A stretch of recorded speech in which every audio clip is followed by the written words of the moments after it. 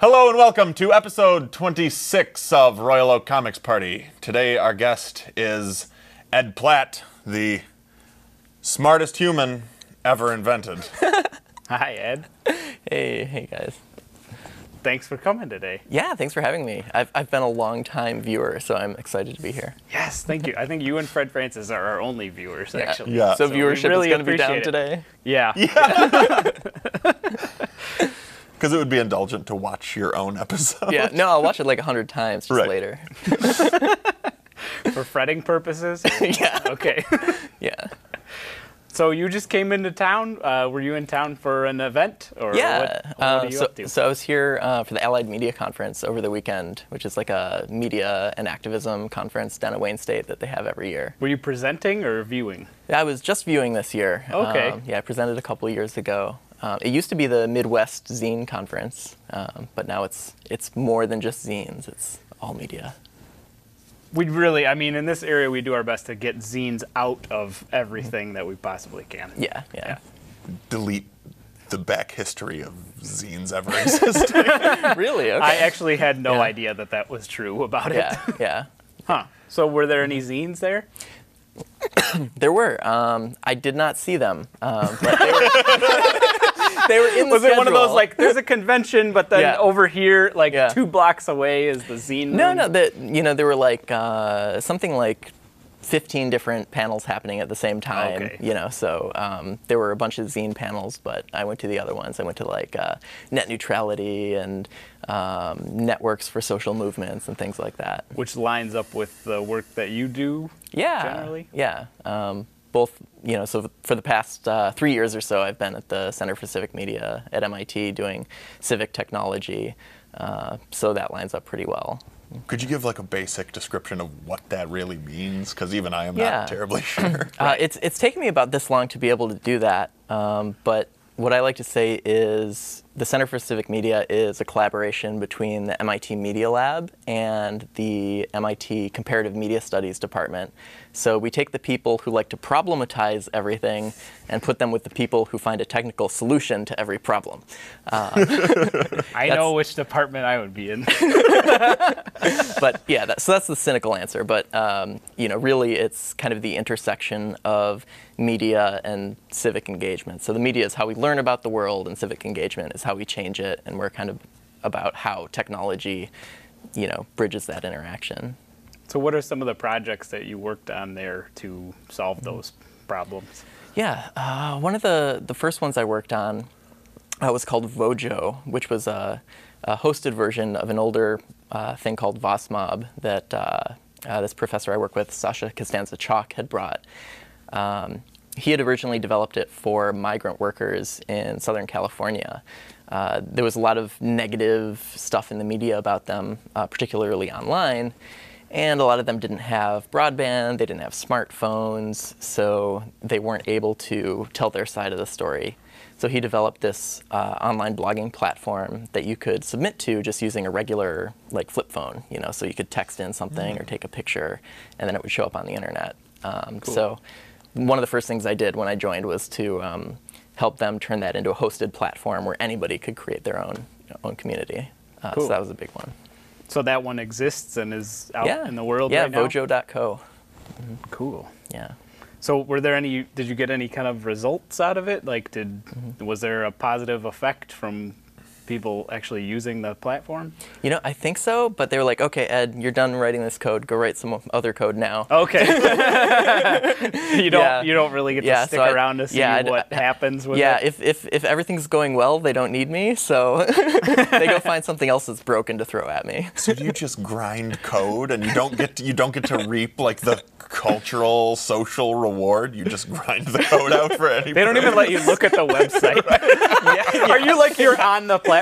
Like, they're making me code all this stuff. I can only take a picture of myself. Get me out of here. In the basement with a locked door.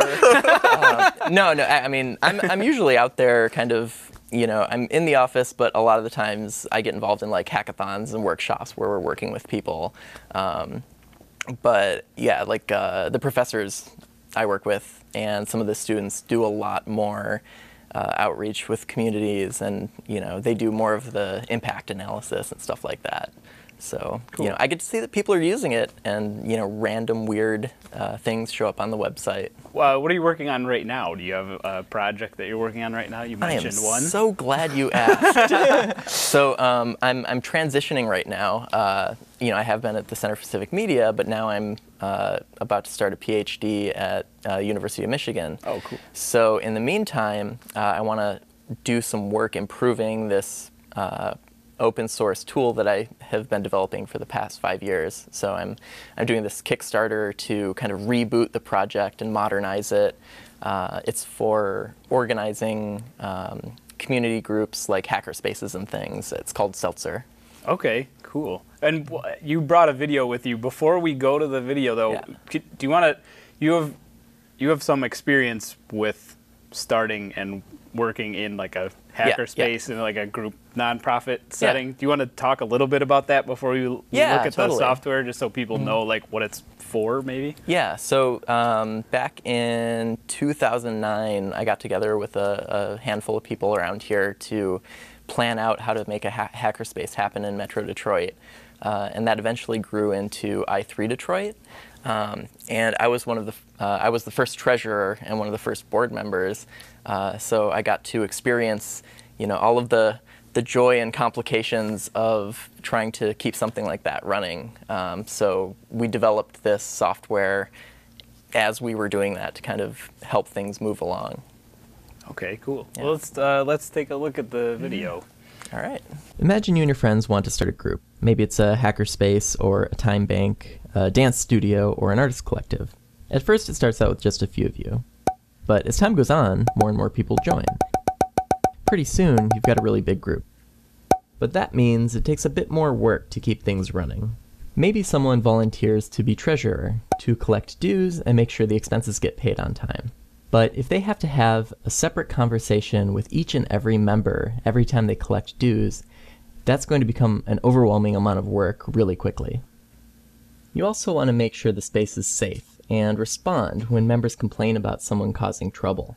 To do that, you need a way to keep track of who that person is. Are they a member or not? And have they caused a problem before? And going forward, you need a way to remember to follow up, to make sure that that person is either not coming back or that they fixed the problem. Another challenge you're likely to face is helping members with similar interests find each other when the group has gotten so big that there's no one who knows all of the members. Wouldn't it be great if there was a tool to help you organize your group's data? A tool that was more powerful than a spreadsheet, but just as easy to use? That's why we're building Seltzer. Cool. That's the most serious logo. Yeah, I'm super proud of that. Like, we went through a bunch of different revisions on the open source developer mailing list to come up with that. But yeah, so the idea is, we're trying to spend a bunch of time doing stuff this summer that I haven't been able to do because I've been working full time, and I probably won't be able to do when I'm, a starving grad student. Right. Yeah. There won't be a lot of kittens to eat when you're doing it. Well, yeah. I mean, I think there will be kittens, which is why we need the software. There won't be any kittens if I don't get this done. I would guess like a lot of the things that you put into that software were from actual real life issues that you saw with the way that you had to organize that huge group of people. Yeah. So after you were using that, like what is the difference? Like, does it help? Does it help you a lot in managing that many people? Like, it's really hard to get even like 4 people together to do something. So I think the biggest thing that it does is it helps you scale beyond the point where there isn't one member who knows everyone. Because when we started at I3, I was treasurer. I knew everyone because they would, give me their dues. But after about 40 people, it got to the point where I couldn't keep track of who was who, and they'd ask me, how many members do we have? And I'd say, I don't know. Like somebody gave me some money at some point. I've got it written down somewhere. Is that like a studied? Is that studied point? Like beyond that many people, you can't really keep track or conceptualize like that many individuals. It just becomes kind of like There's the Dunbar number, which is supposed to be like 150. You're supposed to be able to keep track of 150 people and the kind of interactions between all those 150 people. But in my experience with hackerspaces, It's about 40. it's about 40.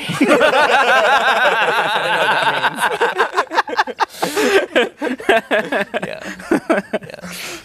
Maybe we're just so social, and have so many friends outside of the space. That must be it.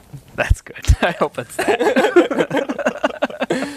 What is old I3 up to these days? Still there? Yeah, still there. Are you still participating in any way? I'm still a member. I'm still a dues-paying member. I'm not on the board anymore. There's a new board at this point. They're doing a ton of stuff for Maker Faire Detroit, like they do every year. Including the after party, which is like my favorite party of the year. Right. They're up to like 200 members, I think. Nice. That's great. Mm-hmm. Cool. Have you guys seen that there's some other office building that just went up and it says I3 Detroit right on the side? Oh, really? And like some other company is called Oh, exactly it's a completely that. different. Totally Where unrelated. is it? Yeah. I think it's in Ferndale. Oh, I nice. I think we'll have to talk to our high-powered corporate lawyers. Right. He was the one with the little mustache Right. and the hat Yeah, in the yeah. video that eats Yeah, kittens. it's actually a recruiting tool. We just take harassment complaints and send them to the legal. The guy with the top hat and the evil mustache I found to be the most relatable character. in Yeah, that me too. promotional video. Right. Well, you were saying before we Problem started, man. Yeah, before we started filming that you wanted to be the autocratic dictator. Yeah, that's the thing. I was trying to imagine like the uses of Seltzer for my own selfish gains. Yeah. Which, how would I be the fascistic leader? I would use Seltzer to somehow organize my minions. Right. I think there's plenty of software to do that right now, which is not running this software. Yeah. I'd like everyone on the lower rung to be kind of self-policing, but then I would override them with true policing. The secret police. Secret policing. Yeah, I have not built that module yet. You're thinking of offering that as a Yeah, I mean, add-on? it's extensible. You can write your own modules. You so- can pick your dictating yeah, style. You can, import like capitalism.js or something. You can just use the software as a smokescreen, so it will appear that you're taking everyone's issues into. Right. Yeah. That's all I need. I need it to just appear very friendly. Does the interface of the in the Kickstarter video it is very preciously laid out in paper rectangles? Yeah. Is that going to be what the interface to the software really looks like? Yeah, more or less. I mean, I would consider that like a cardboard wireframe. You know? Okay. So it's going to be like a spreadsheet, but with some differences, like being able to have multiple values in a single cell and having sheets directly linked to each other automatically. So the idea is we want to start with an interface that people are used to, so that it's really easy to use intuitively and without a bunch of training. I think it seems cool. Cool. The beta is downloadable now, though? Yeah, well, so I would call it an alpha or a prototype. It's but it's what i3's been using for the past 5 years. Okay. In production. It's a PHP version of the software that it doesn't have the spreadsheet interface, but it has a bunch of the features that I talked about. So, that's the kind of existing product, and that's what I want to modernize because it's written in PHP. It's kind of insecure. Nobody wants to contribute code because nobody likes PHP anymore. Oh. Yeah. So I've got to pick one of these hip new languages to rewrite it in. You hear that? All those black hatters out there, the i3 software is insecure. Yeah. I know there's a few people on Twitter who, that you just say PHP and they automatically tweet at you like, you're a horrible person. Yeah. This is an insulting question, but do you think it's is it more difficult to get a group of technical people to work together than it is maybe other types of people who have gravitated towards different jobs or hobbies? Yeah, I think it can be. I was definitely a difficult person in my early days as a technical minded individual, but I kind of consciously tried to become more of a human being. Yeah. And not everyone does that. How did you do that? I don't know. That was a long time ago. I can't remember. Okay. I don't know. I like, I meditate. I like, if I'm on a bus, like, I'm actually like, oh, I wonder who that person is. I wonder, what they're doing today, and I try to, like, actually think about other people. And I think a lot of programmers sometimes just think of people as, obstacles to writing the programs they want to write or doing whatever. Yeah. I think it's something you can practice. Yeah, it is. It's Like, a practice. I would definitely, in my default self, I would just isolate totally and work on the projects I wanted to work at. Right. But, I feel like it's taken me 20 years of rehearsal to become as social as I am. And I can go to a party and meet a person and I can chat somebody up on the bus. And I think it's something that's needed constant conscious, like I'm going to practice this and act like a normal person. Yeah, totally. Yeah. It really is a practice, and it's like I used to force myself to take like Greyhound and Amtrak and stuff and like talk to the person I was sitting next to.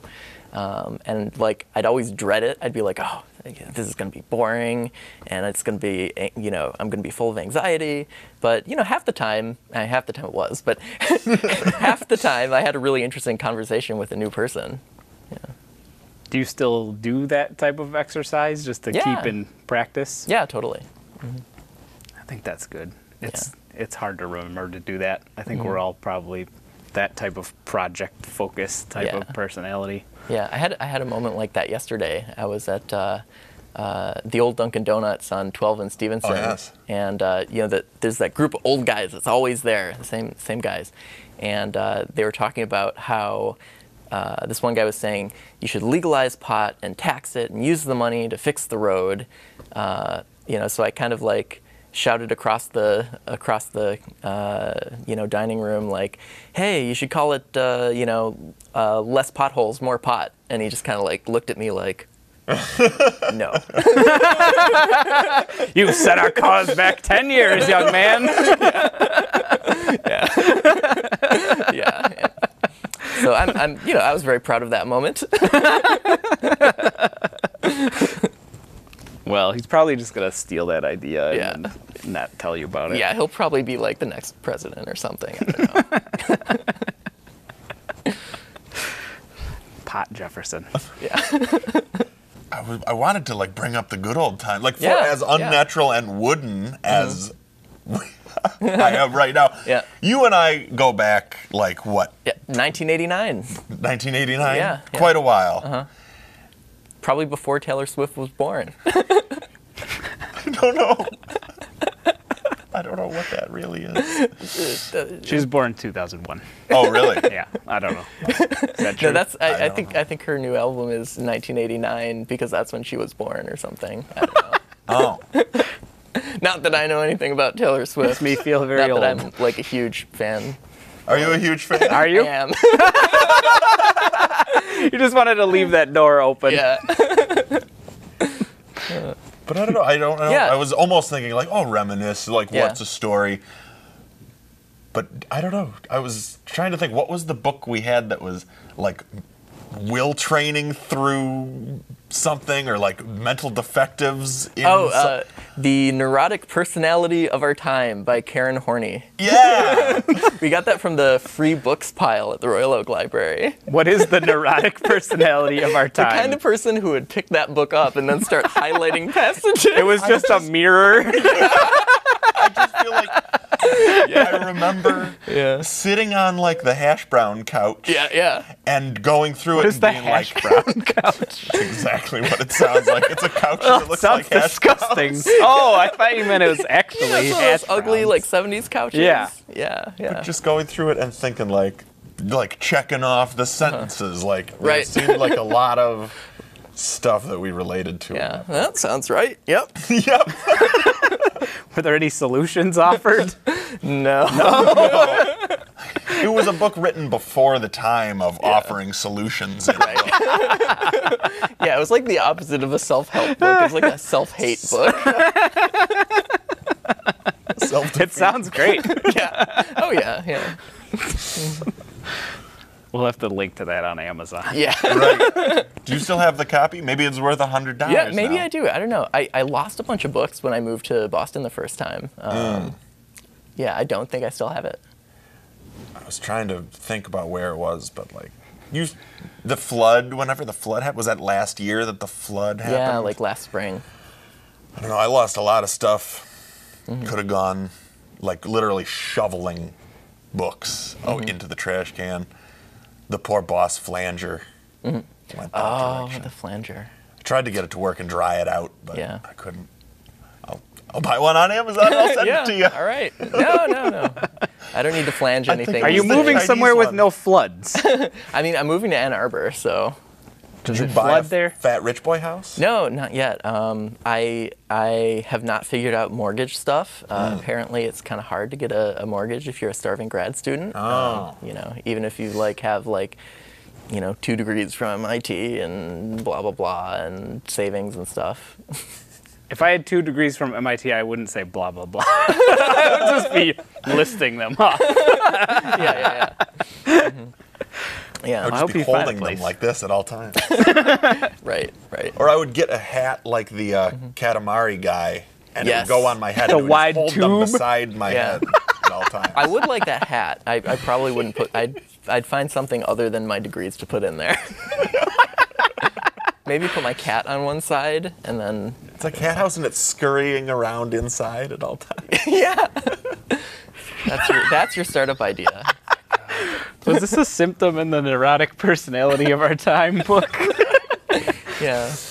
Wishing that a cat would scurry near your head more often can suggest these problems. I put Skype. I created a Skype account for my cat, and I put it on auto answer, so you can call my cat on Skype. Oh yeah? Yeah. So does it like look in the camera of Skype looks into her cat box? It like Is looks. the cat checker strapped into like a harness or something? It's on like a snorri cam on the cat all the time. It's Are there pointed- electrodes? Like, Into the brain. No, it's pointed at the cat condo. The little like scratching post which is the thing. Katamari tube. Yeah. But if you kind of like call into the microphone, she like starts sniffing at the laptop to try to figure out what's going on. Cool. Yeah. We should have. Put the number up. Yeah. What's the account? 1-800-555-meow. Oh my What was god. the hashtag? Emergency lemon? Emergency lemon. Hashtag emergency lemon. That's how does that work? The hashtag does what? It's just a bunch of vines and pictures of lemon, Oh, okay. Which is your cat? which is my cat. Okay. Yeah. I can tell stories about my cat. Do people want to hear about my cat? I don't know. We have no way of Right interacting with the audience, actually. Right, So. cat podcast. Oh my god. Well, are you in town for much longer, or are you doing anything else while you're here? Headed out Thursday. Probably go to Leo's. Are you moving back soon? Yeah, like end of August. So I Okay, start at cool. U of M in the fall. That's cool. Are you happy to move back to Michigan, or are you Yeah. sad? I mean, there's a few things I'll miss about Boston, but like I think I'll have a much more comfortable life in Ann Arbor. That's and good. like Ann Arbor has this really great sense of coziness that Boston and Cambridge, I remember it having, and maybe it was just me being an undergrad who never left campus, but it seems like it's kind of spreading out now. So I'll be glad to live in a nice, cozy walking city again. Cool. Well, we're glad to have you back. Woo. In Ann Arbor, where we live. No, we don't live there. In Ann Arbor, Close where enough. we never go. Yeah. We literally have to get paid to go to Ann Arbor. You may as well be in Boston. Yeah. Well, thank you so much for joining us, Ed. We're was out of. fast. Yeah, I know it was Yeah. really fast, but thank you so much for coming on the show. Yeah, and, thanks for having me. We'll see you. We'll do a picture adventure too. Yeah, definitely. All right. All right. Thanks for coming. We'll see all of you guys next time. This has been Royal Oak Comix Party. Woo! Thank you, sir. We're all gonna put oil on our lips now.